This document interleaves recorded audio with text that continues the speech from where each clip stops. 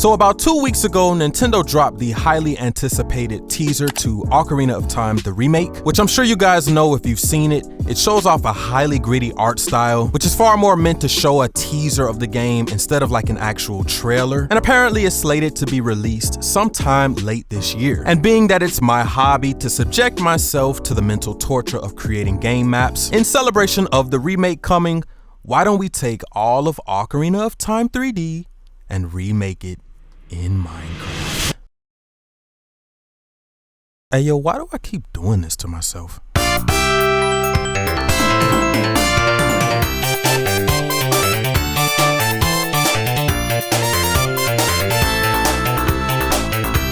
Okay guys, so here's what we're gonna do. Now in all fairness, Ocarina of Time's map isn't that large compared to some other maps that I'm working on. So I just hopped into World Painter and I thought that it would be a good idea to just overlay a flat world with an actual transparent map of Ocarina of Time. And the idea that I had was I wanted the world to be big enough so that it can encapsulate the child Hyrule and the adult Hyrule, because of course the two versions of the map have differences within them. Obviously the biggest change being Hyrule Castle in the child timeline and Ganon's castle in the adult. So all I would do is I would just paint the map with different colors of terracotta. That way I can just have an outline of where each section is. And then everything else would just be me building from scratch with a bare bones flat world. Yes, no height maps to save me this time. After everything was painted over, all that was left is to just export the world, hop into it, and get to work. Until I realized I had no idea where to start. Well, I guess the rational thing to do would be to start with Kokiri Forest. So the first thing I did was, of course, I created a custom biome for the Lost Woods themselves. You all know that Kokiri Forest and the Lost Woods has this sort of yellow hue to the sky, as well as the grass being a little bit darker and those whitish yellowish particles floating in the air. And I just had to capture that magical atmosphere for the forest and the Lost Woods. So after creating this custom biome, we were finally ready to actually start the map.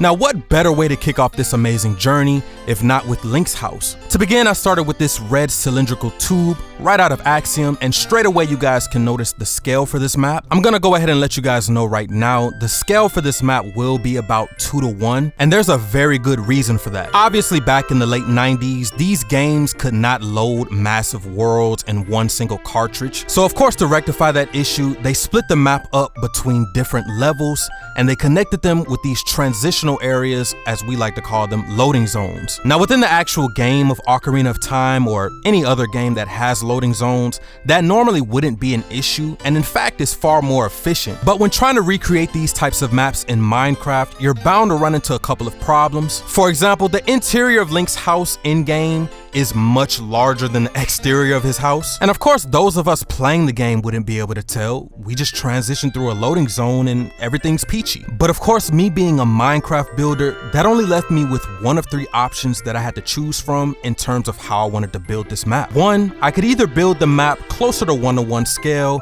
and that would mean I would have to make all of the interiors very, very small. Two, I could build the map at a 1:1 scale and use command blocks to teleport you guys to isolated areas where I built the interiors separately and at their true scale. And this second option would actually mimic the functionality of the actual game. Or the third option, which is the one I ended up going with, I could build the map between a 1.5:1 and a 2:1 scale and make all of the interiors inside of the actual builds, which will make the entire map seamless and cohesive, and there wouldn't be any transitional loading zones that would teleport you all around the map.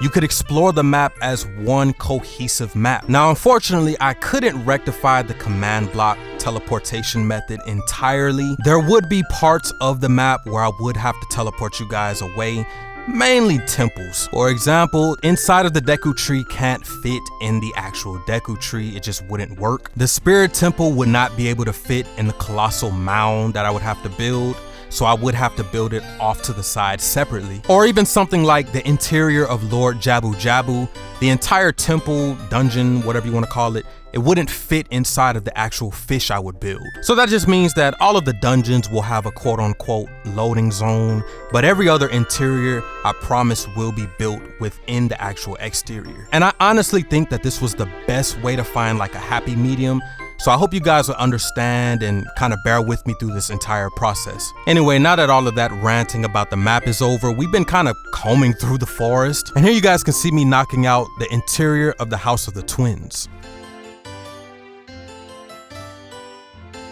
Now, after that interior was done, we're wrapping around the back side of the Kokiri shop here. And as you guys can see, I put the little ridge right there in the mountain, as well as the overhanging tunnel that leads to the Great Deku Tree. Then for some of the final terrain work, I just needed to finish up the ridge where the entrance is to the Lost Woods. Now I'm sure you guys can tell all of the houses and shops in the forest are basically like hollowed out tree logs. And I found a style and I've been sticking with it ever since the beginning, with the tops of them being lighter than the sides as they are in the game. Now here I'm just wrapping up Mido's house, putting all of the treasure chests, his little stump in the back there. Then coming back outside, I finished up the little ridge that leads up to the Lost Woods. All I really did was tap the elevation tool with an axiom.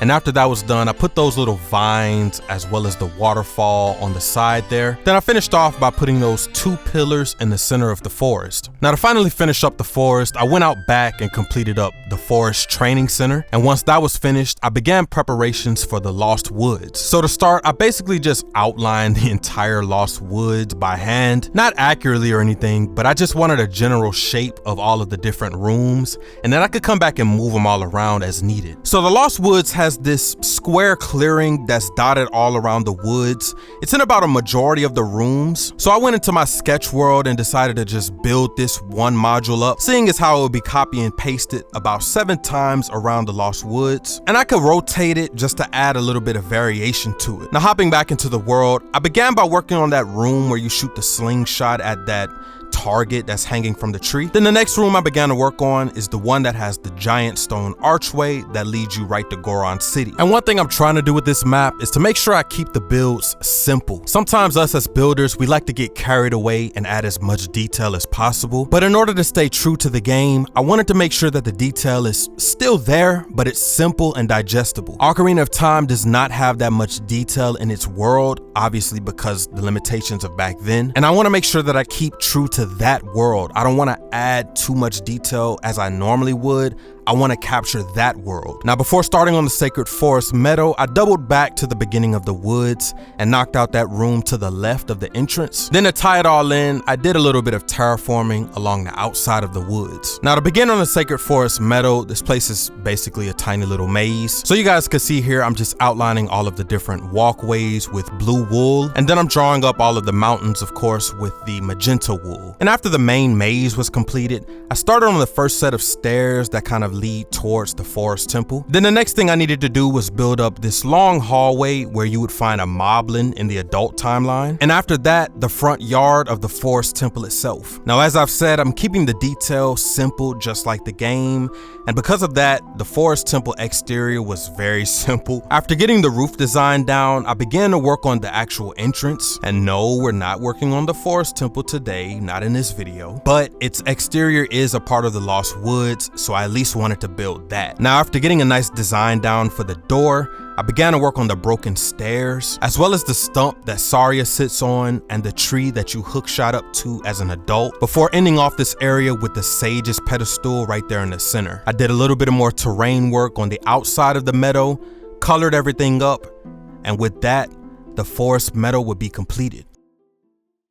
And the final stop for today is, of course, the Great Deku Tree. Now, I had to start by terraforming the giant pit that it sits in, and I added some nice variation to the elevation, using Axiom's elevation tool, of course. And once that was done, I dragged in this Deku Tree model that I had whipped up a long time ago. It was around the time I built the Deku Tree for my old Breath of the Wild project. Anyway, after bringing it on over, I started coloring his mustache and his eyebrows. And after I gave him a nice spruce texture, I put in all of the leaves above him, and with that, the exterior of the Deku Tree would be complete. Now, to tie the entire forest and the woods in together, it was time to work on the large trees that loom over the area. The design for the trees are very, very basic, so I only made 3 of them, and they're about the same style, and I also added variation between them by making the 3 trees different scales. Now, to begin on the first dungeon of the map, we have inside of the Deku Tree. As I said earlier, I'll be building all of the dungeons off to the side. side separately. This first one was really cool to get me in the groove of how I want to do all of them later on. And as you guys can see, it's very simple. It's basically just a giant hollow tree. And because of that, the interior of the dungeon is just gonna basically be a bunch of brown, which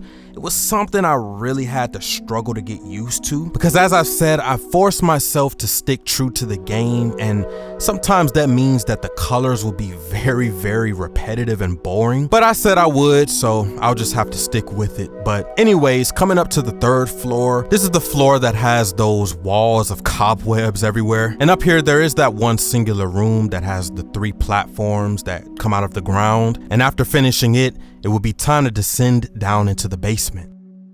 Now, moving down into the basement, I think this is where the dungeon started to get a little bit more fun. This is the room that has that hole that leads down to the boss arena. There's also some torches, the waterway, some more cobwebs, the wooden beams that go up to the ceiling. Really fun. And after this first room of the basement was completed, we moved on to the next room that you would enter in sequence, that has the eyeball switch above the door. And I just went to Minecraft heads and found a nice eyeball player head to use for the rest of this map. Now, the room after that would be the one that has the giant pool in it, that has a block floating back and forth in the water right under a beam that has spikes on it. And of course I used dripstone for the spikes, and after this room was done, it was time to move on. Now, the next room after that, I believe, is the one that has a Deku Baba or 2 or 3 in it. I don't remember. And the door out of this room leads to the room that has that long tunnel that you crawl through. And there's also another connecting room that has a Skulltula on the inside of it. Now, after those 5 or 6 rooms were done, it was finally time to descend one more time down to the boss room. But before doing that, I had to complete the 23 is number 1 room. And before finishing off the dungeon, I'll show you guys here what it'll look like when you enter and exit them.